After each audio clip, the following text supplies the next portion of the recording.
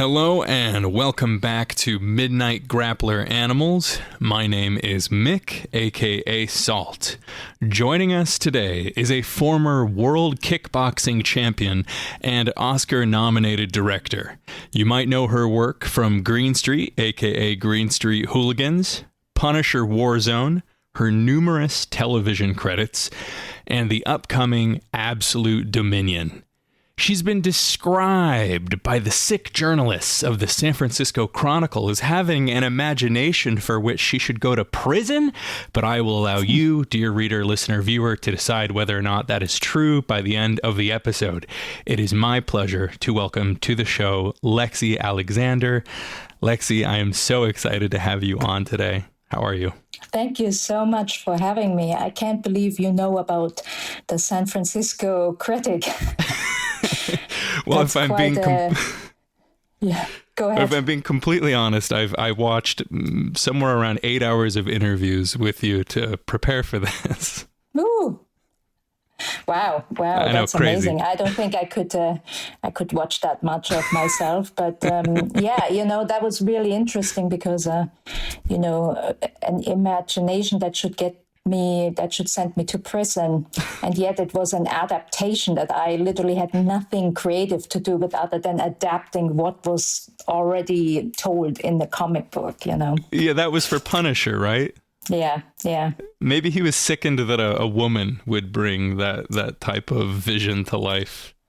Yeah, I mean, it definitely had a little bit of extra viral to it, because I'm not sure you actually would write that about, a male director, because you probably would have looked it up and said, was that really him? Was that in the comic book? So, right. That would be someone worth respecting, of course. Yeah, exactly. Lexi, I have so many questions I want to get to today. I'm sure we won't reach them all, but I want to start a little bit with your origins. Was I correct in saying you were a world kickboxing champion? I was a long time ago. I think I retired in the mid-90s when I moved to the US. And yeah, kickboxing, I don't know how familiar you are with it, but it has a million styles and a million organizations. And so I was a point fighter. That was in the height of, we still admired fighters like Benny Urquidez and Bill Superfoot Wallace. It was much, much different than I think what the youth knows today about martial arts, which is mainly MMA and UFC. And so back in the day, it still had a little bit of we would spend a whole weekend in a big auditorium. Nobody was paid money. As a matter of fact, we had to pay money to participate in the tournament. And so it was much more like, if you remember the original Karate Kid, and you remember all the different places in the auditorium where all the fights took place until you had the finales at the end. That was in the middle of the tournament. That's basically where I grew up in. That's the kind of martial arts I grew up in. So, I think it sometimes gets confused for the youth now, who assume that everybody who is a fighter must have, fought in an MMA big, pay TV event. But no, we barely have footage of, our fights, because that's just not what you did. There was so many. And this was maybe pre-ESPN, before the rise of ESPN, there was a lot of sports events that would not go film the way we're used to. Oh, I mean, martial arts, I think, barely ever got filmed, Right. And this wasn't an Olympic discipline, and it was popular because you knew, the guys who became famous. I mean, Chuck Norris was one of them, he was a circuit fighter. He fought on the same circuits as every other fighter. And there was a few others, but you knew them if you were in martial arts. But yeah, it wasn't like an event that you could even pay to watch on TV, My other big martial arts question pertains to something I saw on your Wikipedia. And I know you've said that a lot of stuff on your Wikipedia should be held with a grain of salt. But is it true that you at one point were on the and I might mess up the title here, Mortal Kombat stage show tour. That's correct. And I loved that. I think it was pretty much my first kind of off Hollywood job.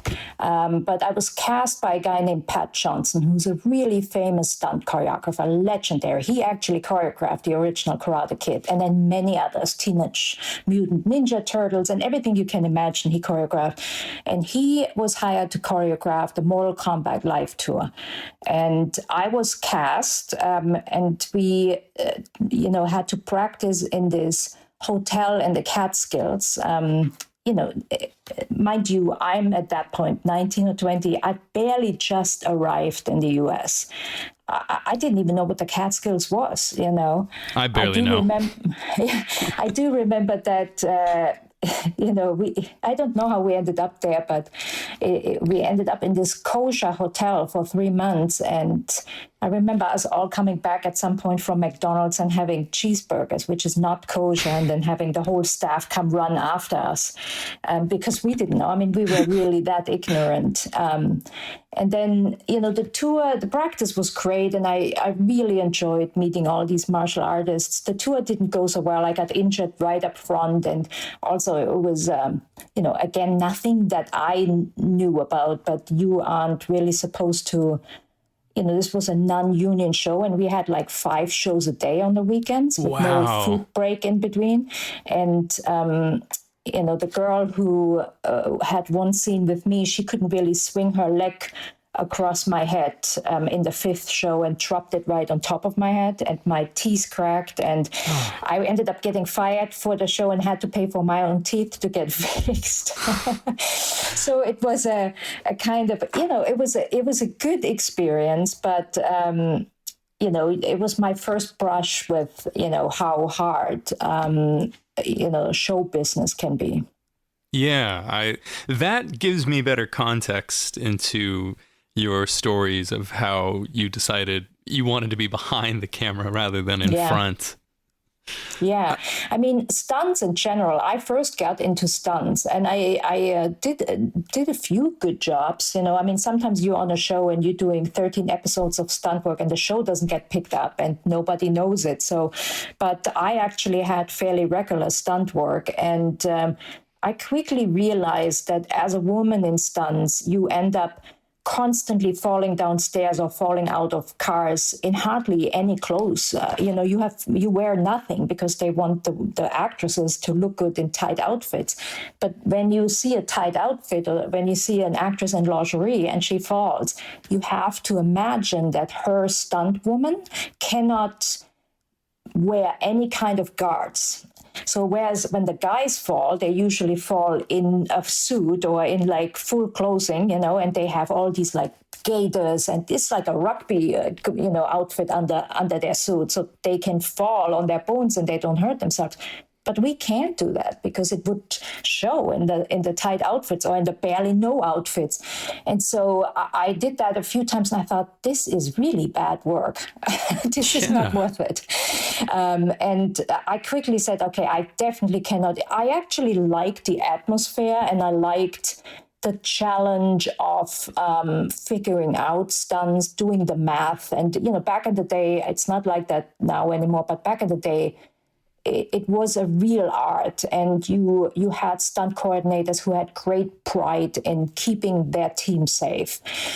And it was done very mathematical, and sometimes you just had to figure out, so how can we do this the best way and keep it safe? Nowadays, it's very different. Everything is a rush. Stunt coordinators get promoted before they're ready.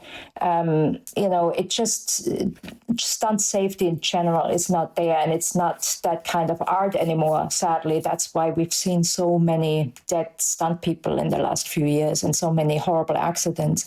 But back when I was doing it, I actually really thought this was a great craft. It just wasn't great for women. And there was no answer to that, because you were never going to convince the suits, the decision makers, to have women wear thicker outfits so that they can wear protection beneath them and can take a big fall. Like, that was never going to happen. I'm not sure if I even thought that would have been a good idea. The actresses would have been unhappy if they suddenly had to wear snowsuits or something like that, I just thought I definitely can't do that. And that's why I left. Had I been a guy and it would have been slightly less hard on my body, I may have lasted a little longer, Yeah, I fully get that. I made a short film about 5 years ago where I wanted to throw myself down a staircase, and I covered my whole body, but because my socks were so short, my ankles were completely bleeding from cutting on the edges of the stairs. Yeah. And that was the hard way I learned. Right, exactly. And that was basically us, like, with the entire body. That's brutal. You could not wear anything. Yeah. Horrible. I mean, again, it's not something that even, now we have VFX, so it's even sillier when women don't get to wear whatever they want to wear, because you can fix everything now, Yeah. But yeah, it's not the kind of art it used to be, but who knows, everything has its time, and it may just swing back into the other direction one day. Yeah. I want to move on to your work on Punisher, because it's such an odd project for you in some ways. I've heard you express your pride on working on the film, as you should. It's amazing, but I've also heard you express how it's an odd fit for you in some ways. And yeah. I also heard you say that you're a big fan, as I am, of Dolph Lundgren. So I was curious, had you seen the 1980s Dolph Lundgren Punisher? Oh, yeah, I had. And while I thought the film was, he probably didn't have a big budget. Right. But, if somebody would have said to me, hey, you want to bring Dolph back for this film, I would have said yes in a second. He's a highly intelligent man. Yeah. He really is. I mean, I've met him, He speaks like six languages, right? Yeah. And he I think he was at MIT. Like, he's a genius. I mean, like, his IQ is through the roof, like, he's highly intelligent and just a genuinely polite man with good manners, I would have felt very safe working with him, and I always admired him, and I thought that would be a great idea. But Hollywood has its own ideas. Like, it's very hard once they have established that somebody is like a B-movie actor. It doesn't matter. Like, very rarely they let somebody out of that. And I think because he hasn't been able to establish like leading man type of, career. Nobody wants to take that risk, really. So I was also happy when somebody suggested Ray Stevenson, but then you had to look at Rome, which was really the only show we could look at. I mean, he was in other stuff, but that was his big thing. And, while he wasn't even as well known as Dolph Lundgren, I think for executives, somebody new is almost less of a risk than somebody who has had a career but hasn't broken out, Right. It's not always, I don't think it's reasonable. I think if you like somebody for it, you should cast them, But, right. That's really cool to hear that you would have picked Dolph. Oh, yeah. But Ray was fantastic in that. Another question I had about the film is the use of color and lighting. And I know that Steve Gaynor worked on you with that for cinematography. Can you talk a little bit about your color and lighting choices? Because they were so unforgettable. Well, I thought about, as a director, as I'm sure you know, because I've said it in a million interviews, this wasn't my first choice of movie to make after Green Street. I wasn't really a big comic book fan. I thought Punisher is it was a little bit too brutal for me. It wasn't necessarily like one of the PG comic characters. When they first sent me the magazines, I even passed a couple of times and said, I don't think I'm the right person for it. I said, this has a huge fan base. They obviously get it. I said, I don't think I quite get what they get, but I respect fandom. Enough people buy this comic book and have always bought this comic book and love this character that they see something. But if if the director doesn't see it, it's a challenge. And they kept coming back to me, which I guarantee you now that I'm a lot wiser and I've been in this for a few years, the only reason they kept coming back to me was because I was cheaper than anybody else. There was a couple of other guys, it's true. There was a couple of other guys in play, and I know they wanted close to $1 million, whereas you could have me for like nothing. I had never made a studio movie, and that's the thing about you have an indie director who is supposed to get their first studio movie.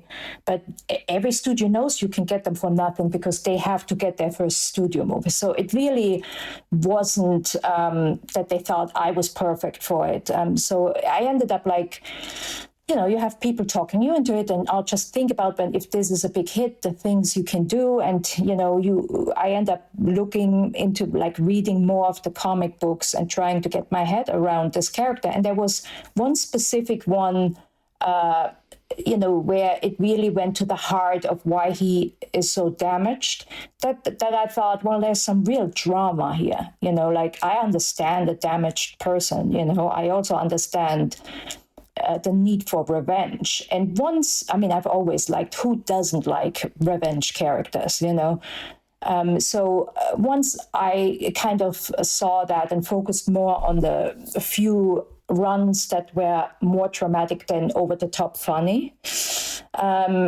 I could see myself. I said, you know what? I think I can do something with that. I also thought the Nick Santoro script that existed was really kind of grounded, nice. It had a kind of lovely backstory about his wife and kids, and I liked the story about the worst thing for him would be to actually accidentally kill a cop. So I could really get into that. And then once you say yes, and now you have this job, now you have to think, okay, how do I make my mark in this world now? This is basically how directors evolve, right? Like you have an indie movie, then the studio hires you, but you can't just, well, I guess you can, because many directors do it now in this Marvel world. But I think I was still one of the first people who did a comic book movie. It wasn't like there was 10 a year, and, I still thought I can't just do I have to put my stamp on that. I have to do something that is, wow, that's, only she did that, like that's really special.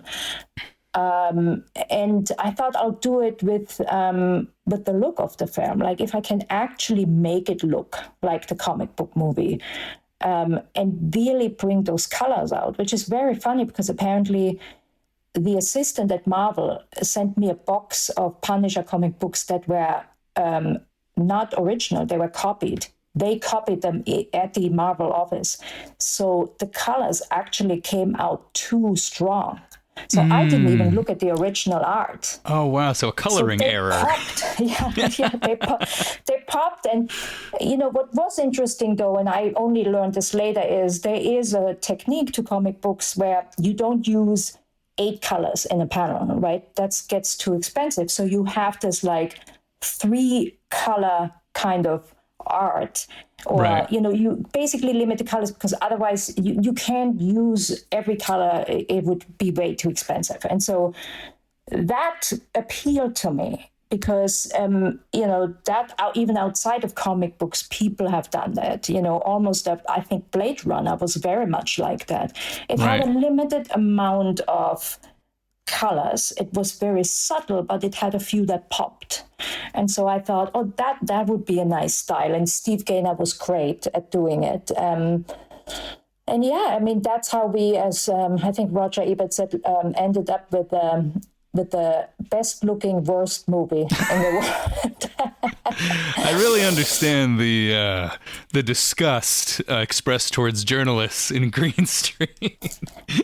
Yeah, although I frankly don't have it because Roger Ebert, I always think he did me well. Like right. I respected him. He did a great review for Green Street, and I think his Punisher review wasn't bad for what it was. Sure. I always thought how you can, you're not going to get somebody who loves Schindler's List, to like the Punisher. And I don't know why they have to go and see these films. They're not the same people. And by Schindler's List, I'm exaggerating now, but there's award-winning movies.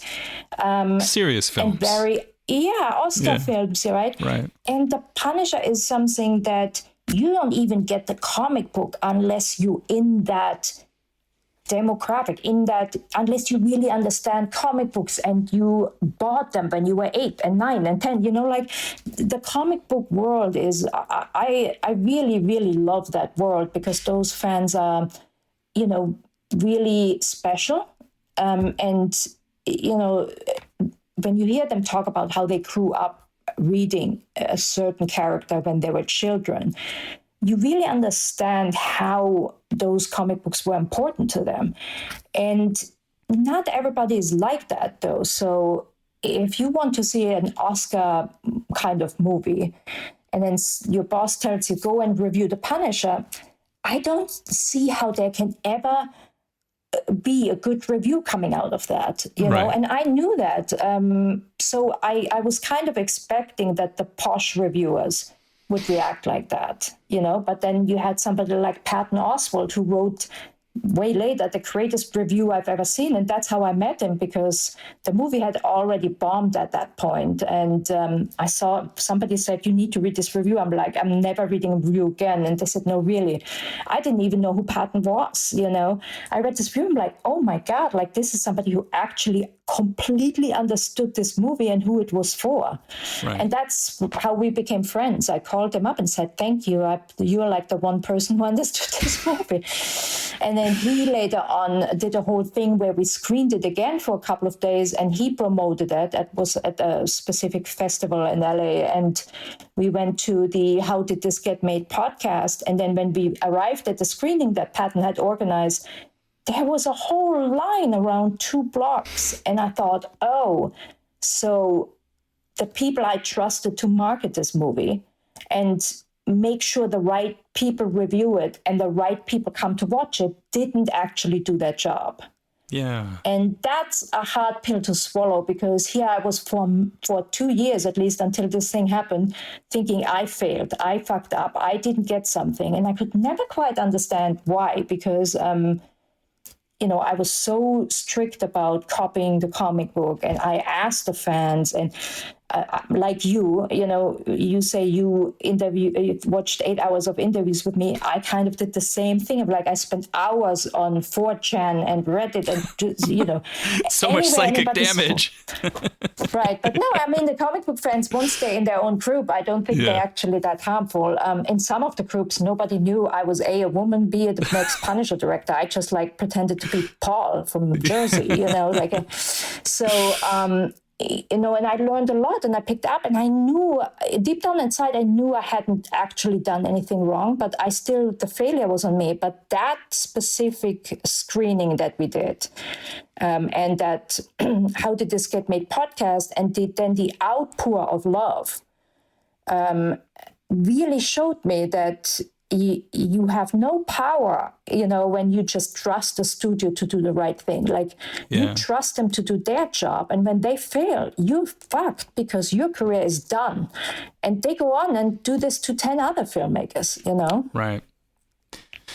Yeah, I think that's a great segue into Absolute Dominion, which is your upcoming film that I'm so excited about. This note of how distributors handle it, that's one of my first questions. This was a Netflix movie earlier, correct? Mm-hmm. So what has the production to distribution pipeline been for this film, and how has that affected you? Well, it's been a big, long drama, and half of it I can't talk about because I have signed an NDA not to talk about it. But of course. I think what people publicly already understand is that many studios have started to shelf movies. Yes, right? we've seen that on Max. It's been horrible. And I think we've seen that on many others, I'm like sure. Batgirl was shelved. Yes, and, that's what I was referring to. And my horror was always to end up like the Batgirl directors, who, by the way, happen to be Arab as well. And I thought, what a horrible thing to put your life into this project, because, people have to realize, for directors who were fairly hot at that point, they had to turn down probably 5 projects to take the time to do this. And then for a rich dude to say, yeah, we're shelving that, nobody will ever see it. You want to jump off a building, that's horrible. And they have done that so much lately that all this time I sweated, I'm like, this is horrible. And sure enough, I could have been in that position, except that for one reason or another, it could well be that it's because I have a big mouth on the internet. They didn't shelve it, but they said, we'll give it to you. Do with it. You can take it out. And I said, what do you mean you give it to me? You give me a $10 million movie? I said, do I have to pay you back? And they said, no, you take it and you figure out what to do with it. And I said, okay. And it was, I think I may be the first director that happened to. I've never heard of that before. Yeah. Yeah, because it was so shocking that people, when I told people this, they didn't even believe it until they actually heard it from my lawyers. Like, no, it happened, So I think in the meantime, it's kind of happened again. Like, I think that Wile E. Coyote movie, that one was shelved. Movie, I think that it was shelved. Now it's out, so they let the filmmakers take it somewhere else. But I think they let them put it into turnaround, which is slightly different. In my case, they just said, take it. We don't even want the tax write-off. You take it. And, that was interesting because I thought, okay, well, that kind of sucks because we thought it would come out on Netflix. But when Netflix is not behind the movie and when they are not... I think maybe the religion was a little bit concerning to them, the religious part, because they've had a lot of things that, they had complaints about before. And so the problem is when somebody's scared of a movie or not behind this, what they can do is they say they release it, but they bury it. No algorithm will show it to anybody, There's a technique about what you are being shown on Netflix. And the reason why, I don't know if you've ever looked up Netflix secret codes. Have you done that? No. So if you Google Netflix secret codes, all these codes up that you can input, that brings up movies in their library that you don't really have access to unless you put that code in. Now, the code is publicly out there, right? But everyday Netflix users don't know about secret codes, right? So, if they're not behind the movie or if they're scared that it could be controversial and they release it anyway, that's also bad because, it could have come and gone and nobody would have known about it. And then it's again a failure because now nobody watched it. Now you don't have the damn numbers to prove that you can do another one. So in the end, what happened to me was actually the best thing that could have happened. Yeah. And the company that's distributing it now is a company called Giant. And that's a new model of doing things. And I really like it because they don't really consider themselves distributors in the old-fashioned way. They're more like partners where... they basically put it on all the platforms. They sell it internationally. They do all the stuff and they don't give you a lot of money up front. Well, they really kind of give you nothing, but they say, look, we do this work and we put in a little bit of money, very little money for $60,000, $50,000 for PR, which is nothing in the movie world, right? But they do that and they do all the work. It'll be out there. And they kind of rely that the filmmaker and the cast will do their own PR and their own promotion. And then basically... their pay and our pay comes when people pay for the movie. And it's kind of a split. You give them a split and then you give us a split. And I think that is a more democratic way of doing things, to be honest, because you end up dealing with them in a different manner and they end up talking to filmmakers in a different manner. they didn't pay for this movie. We've brought them the movie, a fully finished movie, and they didn't pay us for it. They're going to get money when money comes in. So it is much more of a partnership. It's not like, well, we're promoting it this way and you, the filmmaker, need to shut up.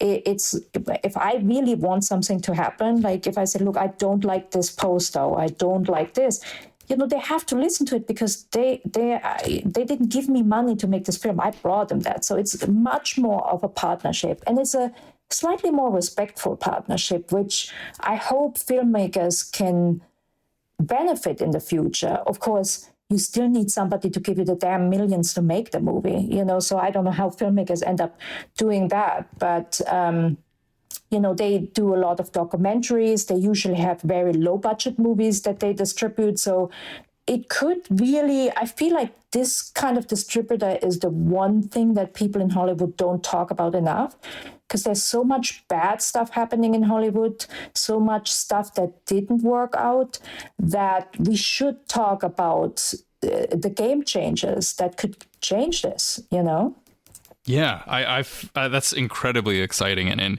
in such a tumultuous time of film distribution, I'm really excited to hear for you that you have this opportunity.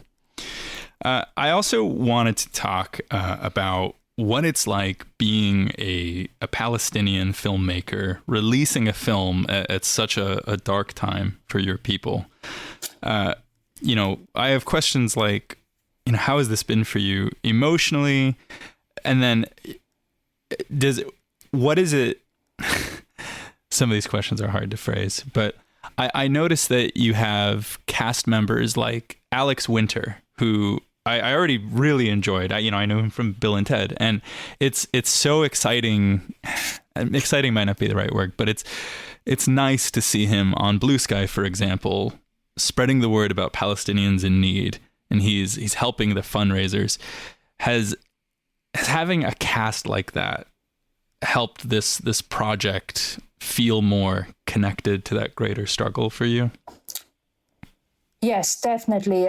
It's so funny because Alex wasn't a producer from the get-go. He came we were friends before I made the movie. Then I needed an actor, and the actor their role was actually, the name I gave to that role was based on a Jewish leftist activist I followed on Twitter at the time, who I really liked. And I said, you know what, I'm going to name the main character's father this, because that's exactly how I want them to be, And then I thought, who do I find somebody, like, where do I find this actor? And I suddenly realized, oh, you know what, Alex Winter. Alex Winter is a very open Jewish, pro-Palestine, anti-occupation, anti-genocide person. He was that before last year, before October 7th, before, like, he just has always been a good guy in all aspects. Although I didn't quite know how good of a guy he is, because this really now, when we always say that Palestine is the litmus test, like, boy, that really has become true now, because, when it was before, it's 10 times as much now. When you see, do people speak out? Are they scared to lose their position or their fame? And so he actually, my respect for him grew so much more. But when I cast him, I just cast him as an actor, as the father of the lead, and he was great in it. And, I loved that at some point I was walking around and I saw him talking with Des, my lead actor, who's very young, very, very amazing, talented young guy, but, didn't really know that much about Palestine, Israel. He grew up in Germany, so I knew he was probably brainwashed a little bit. So I walked by and I coincidentally heard that Alex had this really deep conversation with Des about what's really happening, what the occupation is really about. And I remember walking by saying, my God, I cast an actor who can, a Jewish actor who's been in the business forever, who can actually pull his, fellow cast members aside and have these deep conversations about oppression and occupation. And I was in heaven. Like, if that could be always my job, it would be amazing. And aside from that, I mean, well, let's finish my thoughts on Alex here. Then he was just an actor. And then when Netflix and we all broke up and they gave me the movie, I called him up and I said, they gave me this thing, but I don't know what to do. Is it because, while I'm a writer and a director, I don't really produce, I mean, I pride myself in actually being incredibly bad at numbers and line items and budgets. And I said, we were in post, but it wasn't finished. There was still work to be done. And he's like, okay, he said, that's really strange that they did that, but what a blessing that they gave to us. He's like, well, I have a company and I produce it. Boy, it was just like, I mean, if the universe didn't line this up, because never in my mind when I cast him did I think he would end up having to produce this, but he did. He brought it over the finish line, and only because of him, because he was so he does this all the time. I really underestimated how many movies he makes himself, because you see him as an actor and you see him do these documentaries. You don't have no idea how many movies he's actually done I truly have no idea. This is all news to me. That's amazing. He is. And his team, he had a whole team on, so it was mind-blowing. And so we became even closer. And then this genocide happened in the middle, I think, of we were in post. And for me, it has been, it's really hard to talk about because we don't really know what to say. It's so surreal. It's so surreal. Because it's been going on forever. Nobody knows how to stop it. I think even people who are not activists have had enough. And nobody knows how to stop it. I think there has been enough famous people have said something now, although I think Hollywood really lost a lot of respect in the world for not standing up as they should. But just in general, governments, organizations, and multiple international criminal court, trials, and it just won't stop. But as a diaspora Palestinian living through this, and I'm assuming it's not just us. I'm assuming it's almost all Muslims, because there's a very big Muslim solidarity there, And then it's also like just in general activists who have always been for the cause. Like all of these people don't talk about their normal lives anymore. Like there's so many things I would like to tell people about my life, like my move to Ireland, which in many ways is so funny, because I'm such a fish out of water in this very rural. I live around sheep everywhere, I come straight from LA, one of the biggest cities in the world. I lived in Hollywood, next to the Hollywood Bowl.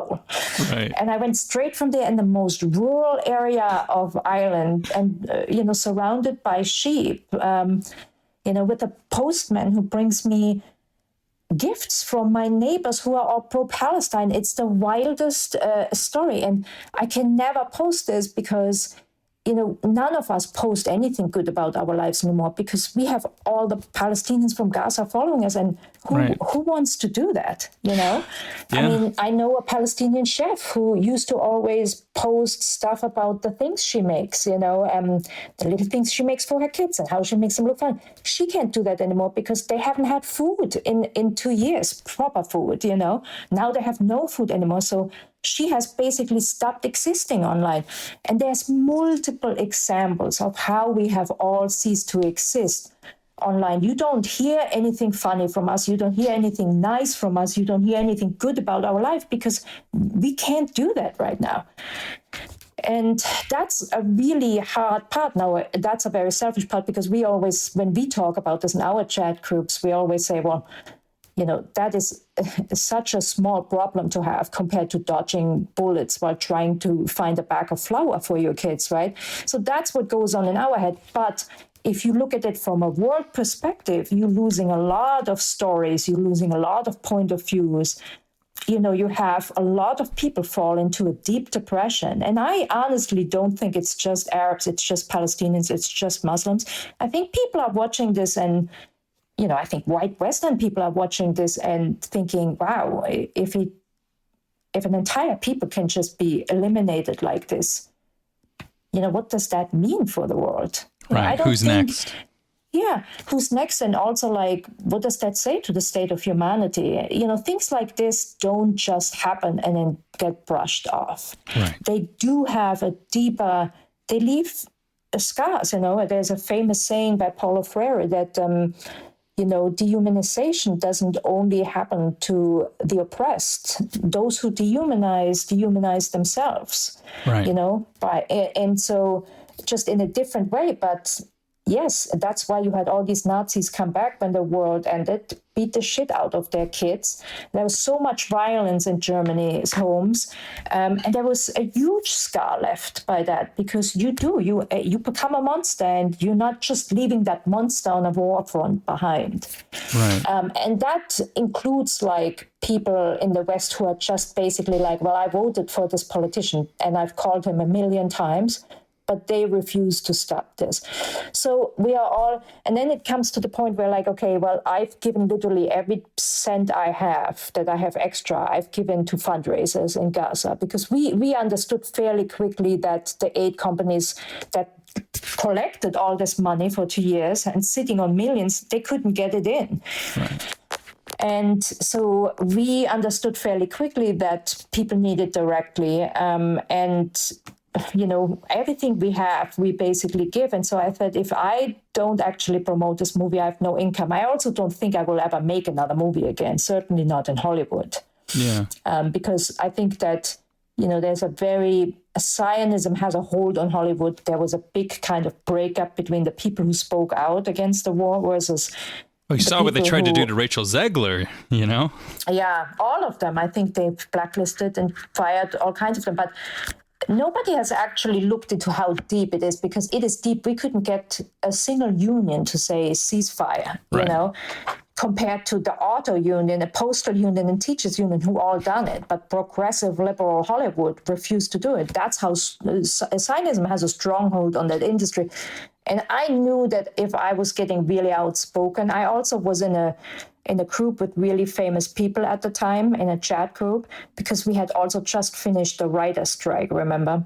And so there was this group where there was both writers, those who were in the writers union and the directors union. So I happened to be in this chat group on the 7th of October when this whole thing started. And you just saw it fall apart. You saw Boots Riley, who is bless his heart, who is he's like awesome. one of the most outspoken Palestine supporters, immediately started in on the kind of stuff coming, like really racist stuff coming back from the Zionists. But it didn't take 2 days for that whole group to just shatter. And I knew then, if I now speak out the way I want to speak out, I'm done. And to be honest, I was done in my heart. I'm done with Hollywood. If somebody asked me to make a movie in Ireland, that I would consider. But I'm never going to work in Hollywood again. That's done from their side, and it's done from my side, and my heart is not broken over it. So, but that leaves this movie as my only income, And so at some point you have to figure out this balance of like, okay, on the one hand, I'm now, posting about starving Palestinians in Gaza and another dead baby and another dead, school bombed and another tent bombed. And on the other hand, and say, please go see my martial arts movie. Yeah. What else can you do?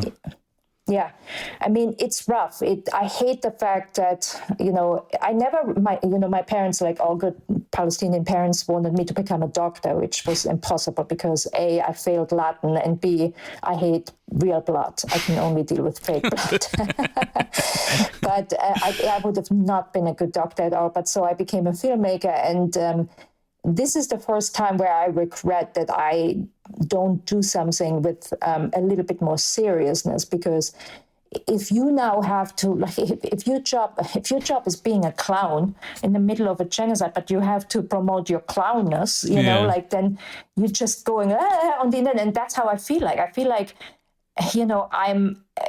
this is a genocide, and now I have to talk about being a clown in Hollywood in the middle, so I can make money to give back to Gaza, Well, that makes me think of an organization. So I mentioned to you that I'm a circus artist, and there's an organization that was operating in Gaza for some time called the Free Gaza Circus, and they were doing clowning shows for the little children there, which was so crucial to bring that joy, that spark of entertainment to kids who, didn't have enough to smile at and laugh about.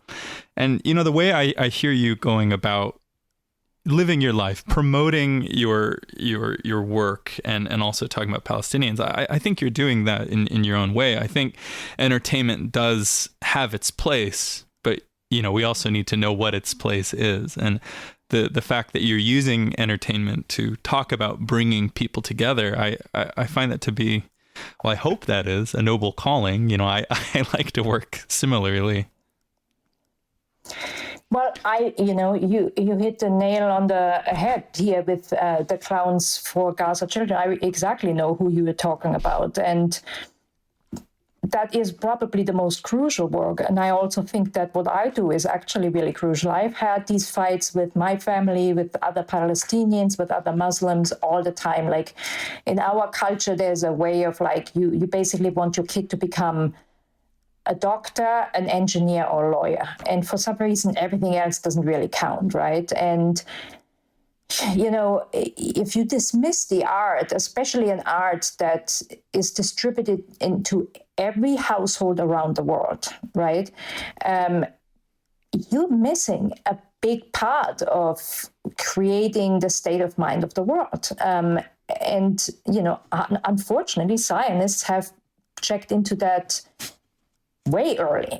There's a great guy who's sadly dead now, Dr. Jack Shaheen, who talked about how Arabs basically were dehumanized by Hollywood on purpose. Yes. I watched this movie years. Based on your recommendation. Yeah. And what was so crazy was to see movies that I had watched in my childhood, and I had completely forgotten these negative Arab stereotypes.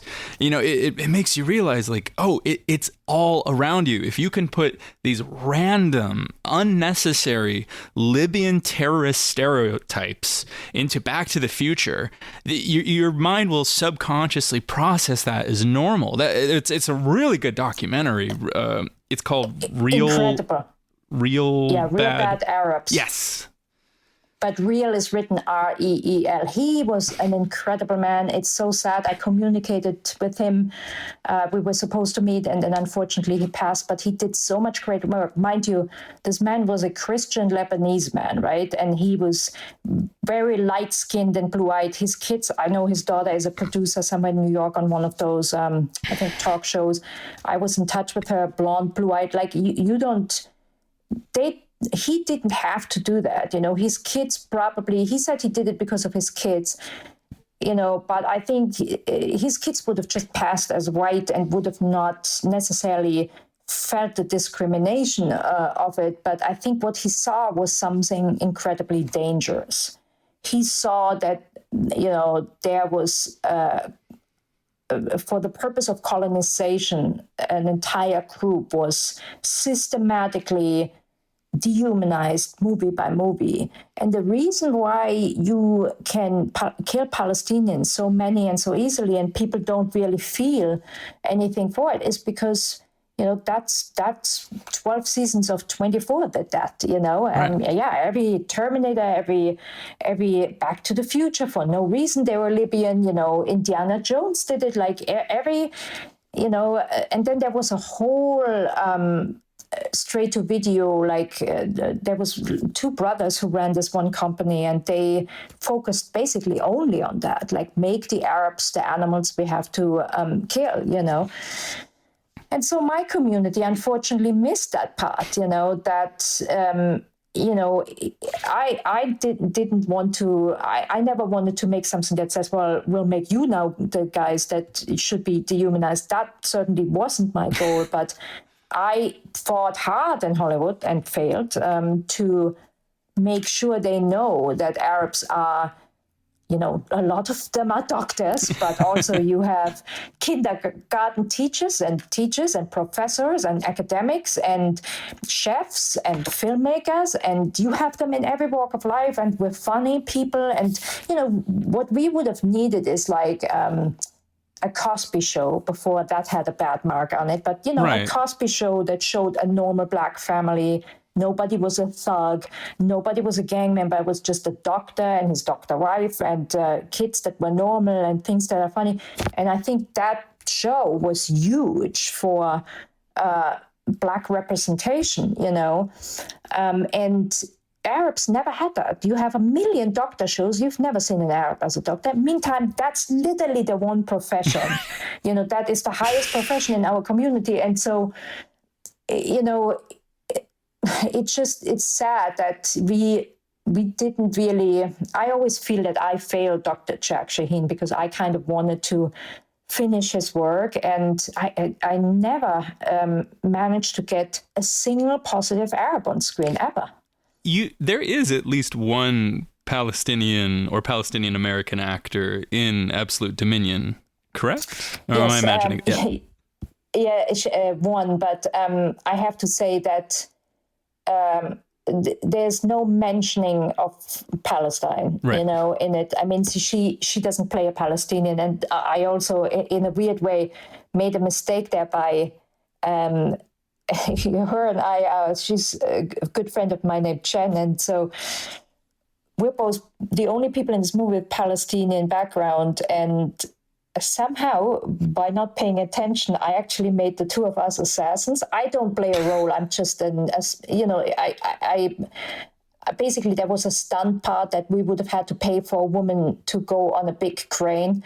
And, when it costs $5,000 and I need that $5,000 for other one, I'll pull out I can do the stunt, just film me from behind. And so I did that.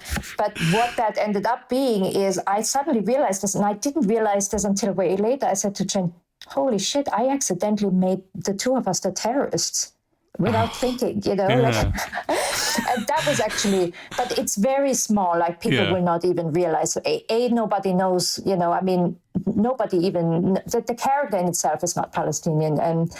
And I do have a little bit of Arabic in there. I do have a little bit of, there's a kind of Middle Eastern comedy where the two leads speak Arabic. I managed to get a little bit of Palestinian dress in there. So, I definitely felt like, that was my way of, and also there is one Arab actor in it named June Sahid, great Moroccan American guy who has a fantastic backstory. And so, there was never a mention of Palestine because also it's the future. And I didn't want to say that this, what I really would have done in the future is to say that there's a free Palestine, which nobody in the studio world would have let me do. So I just kind of put that subject aside. I also had to name the religion fictitious names. So I can hint on this person being Muslim, but I can't really say it. So I had to give all these religions new names. So, for that fact that everything is set in the future, I feel like I got part of my culture in there. Yeah. I was really satisfied with, the people I was able to cast.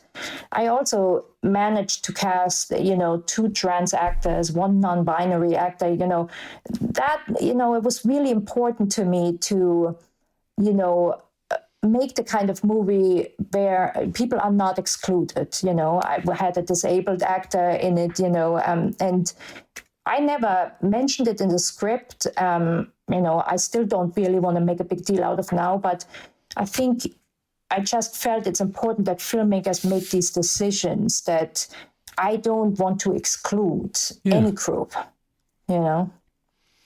I think that's awesome. I mean, I was watching the trailer with my partner, and the name escapes me, so pardon me, but one of your trans or non-binary actors showed up, and my girlfriend was like pointing at the screen. She's like, "Oh, I know that person. That's so cool." So that's really fulfilling to me that I can show the trailer.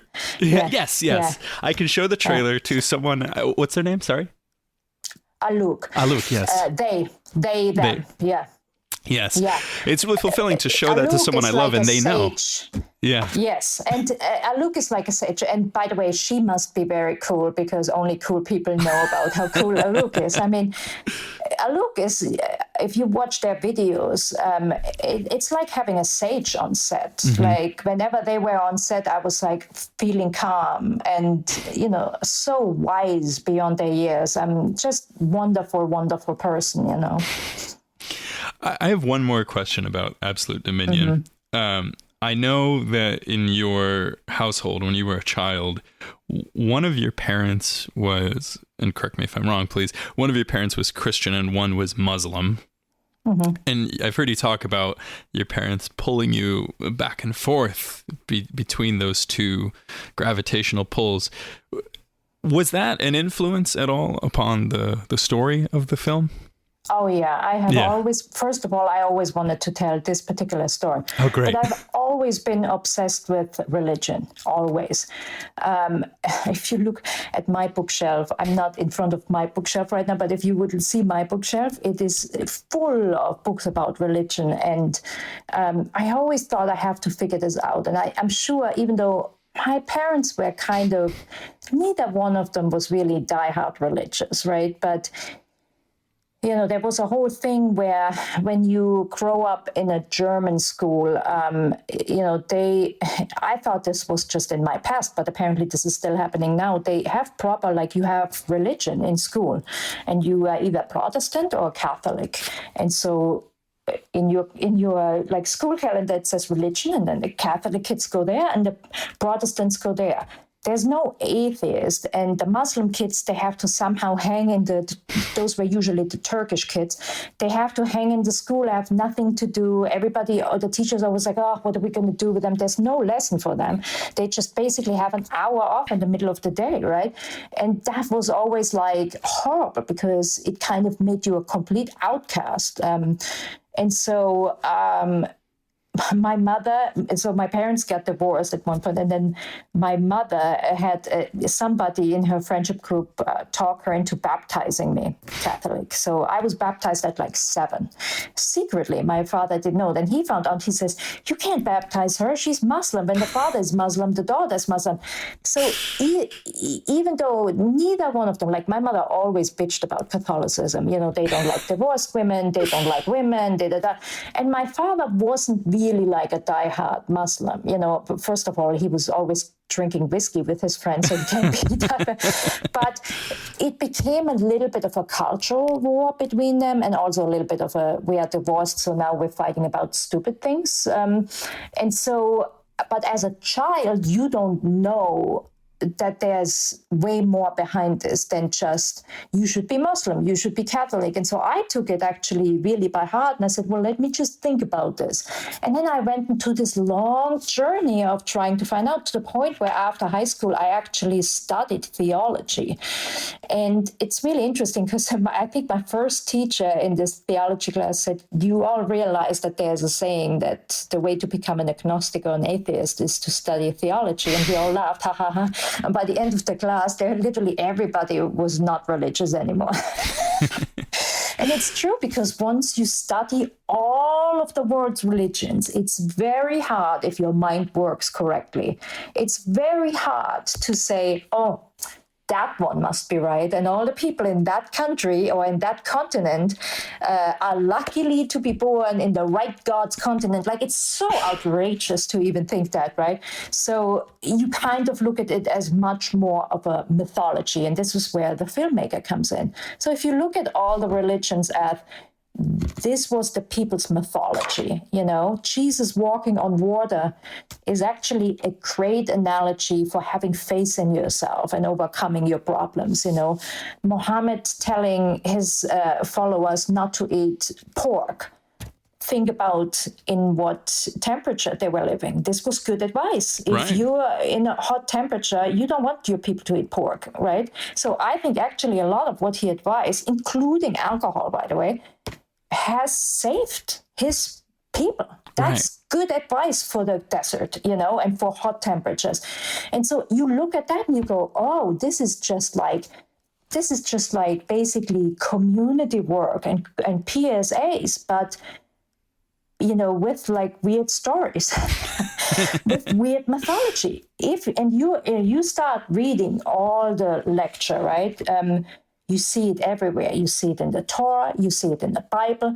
You see it in Buddhism. Every community, every religious community really tried to get the people who couldn't write or read, to understand something, but almost in a trickery way. Like, if we just tell them this is good for you, they won't do it. But if we tell them that you get visited by 7 catastrophes if you don't do that, they might follow it, because people were, very superstitious then, They probably still are. But I was going to say. It was an incredible way of making your community safer. And when you look at theology like this, when you read all the scriptures about that, and you just come from a point of view of how would the leaders of this community have tried to make their community safer, it makes complete sense to you. It makes complete sense to you. It reminds me of this actually kind of horrible book from Germany. Which horrible book from Germany, Lexi? There was this, I'm blanking on his name. I think it was Dr. Herman was his name. Anyway, he wrote a book. He was a psychiatrist or psychologist in the late 19th century, so 1870 something, right? And he wanted to write fables, for his kids. But when you look at the fables, do you know who Struwwelpeter is? I don't. Struwwelpeter, the guy who doesn't cut his hair and doesn't cut his nails. He's kind of famous in the US as well. He's a real person or a mythical figure? A mythical figure. It's part of the fairy tales this guy wrote, this professor wrote. He wrote this for these kids, and every fable, when you look at them, you go, why would you do this to children? It's fucking horrible. Because in the one fable, this girl, she, the mother says, don't play with matches when we leave. Don't play with matches. And she, of course, plays with the matches, and then she burns to death in front of her cats. I know every little story is like that. Yeah. Then there was the kid who always wouldn't eat his soup, and he seems skinny until he dies. Brutal. What you then realize, then you see the guy who always shakes on his chair like that, rocks on his chair when his parents say don't rock on the chair, and at some point all the shit falls in him. He also dies. Everybody dies. But every one of these fairy tales was actually about a condition we now consider a mental health condition. Like, if you look at this, like, there's anorexia, there's ADHD, it goes on and on, right? And so people now recognize that in a horrible way with horror fairy tales, he was writing the stories thinking he's helping, at the time not realizing that this is not how you therapeutically help these kids. But I'll send you a link to him. It's public domain now. It's amazing. It's an amazing book with in typical German. Like, you go like, oh my God, no wonder the Germans turned out to be the way they are. But again, for its time, it was. You look back and I'm like, this was a guy who recognized mental health conditions and unfortunately tried to warn the kids in a way that wasn't therapeutic, but he tried. And so that's how I look at religion. It's people who did the best they could to protect the community. And so this movie, and I've written another script before that almost went, but then didn't go. That was also kind of a fight, between religion. It's always been an obsession of mine, As a former Catholic who also studied theology after high school, I deeply relate to every word of that. Yeah, there's actually no way you can stick with Catholicism after studying theology, but you have an appreciation for it. Yeah. And I thought this Pope was cool. I was sad when he died. Yeah, absolutely. Because also I think if you grow up as a Catholic, you understand the Pope's the Catholic Church went through, and some of them were not nice. Right. You know, it's an understatement. And this one tried. Yeah. This one tried. This one, said, I'm not wearing the damn Gucci shoes. I'm not driving in that horrible Pope car, the luxury car. He really tried. He tried. Some people say, well, some people say he still didn't do enough for women and da. But I thought he was a good Pope. Yeah, I think when someone makes such a concerted effort to be so genuine on an issue as important as dignity for people and preventing genocide, like I think we get lost in the sauce if we're playing this game of like, oh, he didn't do enough, he could have done more. It's like, I think we all can do more is the point. And that is a very significant step forward for the Catholic Church. And even though I'm not a part of the Catholic Church anymore, like I appreciate that. And that's how you build people power. I deeply relate to you talking about religion being community safety, Right. Exactly. Well, Lexi, this has been such an excellent talk. I've had so much fun speaking with you today. I love hearing all of you. Same here. We should do a part 2. Yes, I would love to. Yes, any time. That would be great. Before you go, can we get the plug for Absolute Dominion, when and where people can catch it, and if there's anything else you want to plug too? You know what? I should have prepared for that. I should have been better prepared. I know it opens digitally on the 9th of May, so you can pre-order it on Apple and Amazon. I unfortunately don't know if when it's available in the European markets and the world markets, but the US, it's definitely available on the 9th. And if you're in Los Angeles or New York, there's a preview screening on the 7th, I believe. And I am on Bluesky because Twitter banned me. Me too. You're in good company. Yeah, I think they're banning all the good people now, so I do feel like I'm in good company. But on Bluesky, I think I just pinned the website where you find all the information to my site. I figured, I have to do at least that and make sure that in the midst of, posting about Gaza, I have to at least give people a way to see where they can go to learn more about the movie. Excellent. Lexi, I hope you have an excellent rest of your Wednesday night, and I look forward to speaking with you again someday. Thank you so much, and send me a link so people can listen to this podcast. Of course. Okay. Bye. Take care, Mick. You too, Lexi. Bye.